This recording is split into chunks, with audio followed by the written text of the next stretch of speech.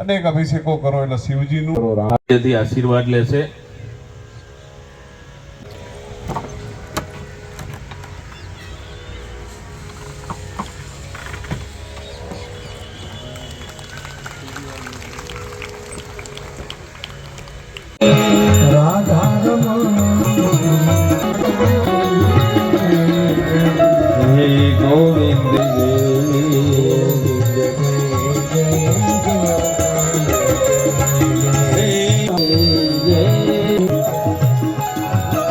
પવિત્ર પ્રસંગમાં વ્યાસપીઠને નમન કરું છું.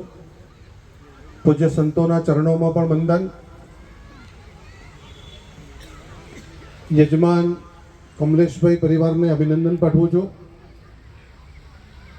દહેગામના સૌ શુભ્ન નાગરિકોને સતત આ ભાગવતનું પાન કરવા માટે યોગેશભાઈને એમની ટીમ છેલ્લા કેટલાય વર્ષોથી આ પ્રયત્ન કરે છે. ટીમને પણ વંદન કરું છું. આમ તો ખૂબ સરસ કામ ચાલી રહ્યું છે. એની વચ્ચે અમે થોડા બાપજી ડિસ્ટર્બન્સમાં આવ્યા છીએ, પણ આ ભાગવતમાં બેસવું, આ કથા મંડપમાં આવવું એ એક લાવો છે. કેટલાય પુણ્યના પ્રતાપે આપણને ભાગવત કથા કરાવવાનું અને એનું શ્રવણ કરવાનો લાભ મળતો હોય છે. આ ભૂમિ, આ આયોજકો, વ્યવસ્થાપકોએ આપ સૌને એક સાથે આ વ્યવસ્થામાં લાવવાનો પ્રયાસ કર્યો છે. એના માટે આપ સૌ સદભાગી છો. સ્વામીજીએ સતત ભારતીય સંસ્કૃતિ, આપણા વેદો, ઉપનિષદો, આપણી પરંપરાઓ, મનુષ્ય જીવનની જે આદર્શ આચારસંહિતા છે અને કેવી રીતે માણસ તરીકે રહી શકે એની વાત સતત આપણી વચ્ચે મૂકી છે. આ કથાઓ એટલા માટે કરવી પડે છે કે બ્રહ્માજીએ સૃષ્ટિનું સર્જન કર્યું ત્યારે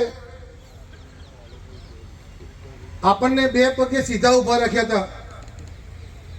પશુ પંખી બધાને ચાર પગે આડા ચાલવાનું કીધું હતું, પણ મુશ્કેલી એ પડી છે કે જેને આડા ચાલવાનું એ બધા સીધા ચાલે છે અને આપણે માપમાં નથી, એટલે આ કથાઓ કરવી પડે. હમણાં છાપામાં છેલ્લા અઠવાડિયામાં મારો ધંધો સમાચાર જાણવાનો, એટલે 4 સમાચાર હતા બાપજી. એક સમાચાર, સૌથી પહેલા એવા એક સમાચાર આવ્યા હતા કે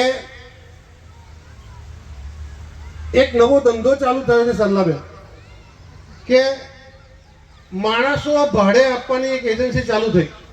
એ તમારે ત્યાં કોઈ ધામમાં ગયું હોય અને અંતિમ યાત્રા કરવી હોય તેના માણસો ભાડે મળે એવી એક એજન્સી ચાલુ થઈ. તમારે ત્યાં મામેરું કરવાનું હોય ને ભાઈઓ ના આવ્યા હોય તો માણસો આવીને કરી દે એવી એક એજન્સી ચાલુ થઈ. તમારે ત્યાં ક્યાંક બીમાર પડ્યું હોય તો એની સેવા ચારોતરી માટે માણસો મળે એવી એજન્સી ચાલુ થઈ છે. આ એક સમાચાર હતા.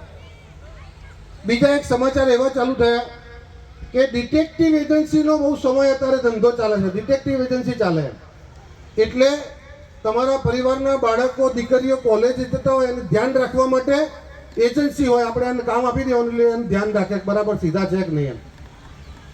ઘણાને તો ઘરવાળીનું ધ્યાન રાખવા માટે પણ એજન્સીનું કામ આપવું પડે. ઘણા ઘરવાળાનું ધ્યાન રાખવા માટે પણ એજન્સી રાખે. એટલે આ એક બીજા સમાચાર હતા. ત્રીજા એક સમાચાર આવ્યા, હમણાં બાપજી વાત કરતા હતા એમ, કે એક દીકરીએ પ્રેમ લગ્ન કરવા માટે સગા બાપનું ખૂન કરી નાખ્યું. હમણાં ગયા અઠવાડિયે સમાચાર. આવા 3-4 સમાચાર. એક સમાચાર હમણાં એવા આવ્યા હતા, મારું હોસ્પિટલ સાથેનો નાતો છે, તો ઓર્થોપેડિક ડોક્ટરો એમ કહેતા હતા કે હમણાં અંગૂઠાના ઓપરેશન બહુ કરવા પડે છે. અંગૂઠો ટેડો થઈ જાય. કેમ? તો કે અડધી રાત સુધી પેલો મોબાઈલ ફેરો કરે છે ને અંગૂઠાથી, એટલે અંગૂઠા ટ્રોસા થઈ જાય એમ. આ 4 સમાચાર એવા સમાચાર છે કે એટલા માટે આ બાપજીને અહીંયા એક અઠવાડિયા સુધી તમને પોલિશ કરવા પડે છે કે ભાઈ સુધરી જાઓ, તમારે તો સીધા ચાલવાનું છે એમ. જેને સીધા ચાલવાનું તો એ દોઢા ચાલે છે, દોઢા ચાલવાનું છે, સીધા ચાલે છે. આ સીધા ચાલીએ એના માટે આ કથા છે. આપ સૌને એનો લાભ મળ્યો છે, માટે અભિનંદન પાઠવું છું. અને સમાજમાંથી કુરિવાજો નાબૂદ થાય, વ્યસનો નાબૂદ થાય, લગ્નોના ખોટા ખર્ચા નાબૂદ થાય, પરિવાર સાથે સંયુક્ત કુટુંબમાં રહેવાનું થાય. હમણાં એક ફેશન થઈ ગઈ કે શહેરમાં રહેવા જવું છે. કેમ? તો કે છોકરા ભણાવવા. પણ એનું કારણ એવું એક સાસુ સસરા જોડે રહેવું નથી એમ. સેવા નથી કરવી એટલે. આમ તો નતો કહેવાનો બાપજી, પણ બહેનોની સંખ્યા બહુ છે એટલે કીધું કે બાપજી જે ઉપદેશ આપે આ ભાઈઓને આપે, પણ ઘેર જઈને એમનું ચાલે નહીં. અહીંયા બહેનો ને ભાઈઓ બંને છે એટલે ચાલે. બોલો આ સભા મંડપમાં એક પણ માણસ એવું આગળ ઊંચી કરે કે જેનું ઘેર ચાલતું હોય એમ. નક્કી કરો તમે. અને એટલું તો સારું, આમાંથી એક પણ માણસ એવું આગળ ઊંચી કરે આ બાજુ વાળા કે તમને તમારા ઘરવાળીએ જીવનમાં એકવાર એવું ના કીધું હોય કે તમને ખબર ના પડે એવું. ઘણી વખત તો એવું કે હા ગોડા જેવા છે. એટલે આ સમાજ વ્યવસ્થા તંદુરસ્તીથી ચાલે, આપણી પરંપરાઓ સાથે, આપણી સંસ્કૃતિ સાથે, આપણી વિચારધારા સાથે આપણે આનુષંગિક રહીએ અને આપણું જીવન જે સરળ સુખી સંપન્ન બને એટલા માટે આ શાસ્ત્ર, મંદિર અને સંત એ જે પરંપરા છે એ ખૂબ ઉપયોગી થઈ છે. દહેગામના આંગણે આ સભા અને આ ભાગવતના માધ્યમથી આપણને જે પીરસવામાં આવ્યું છે એનો મહત્તમ ઉપયોગ થાય અને એ અમલમાં આવે એ એવી વિનંતી સાથે વિરમું છું. કારણ કે છેલ્લે એક ભાગવત કથામાં હમણાં ગયો તો સ્વામી, તો કથા ચાલતી હતી ને બધા થોડા ઉઠીને જવા મળ્યા. પછી આગળની લાઈનમાં થોડાક બેઠા હતા એટલે મેં એમને અભિનંદન આપ્યા કે તમે બહુ સત્સંગી છો. હો, બધા જતા રહ્યા પણ તમે મહારાજને સાંભળવા બેઠા છો.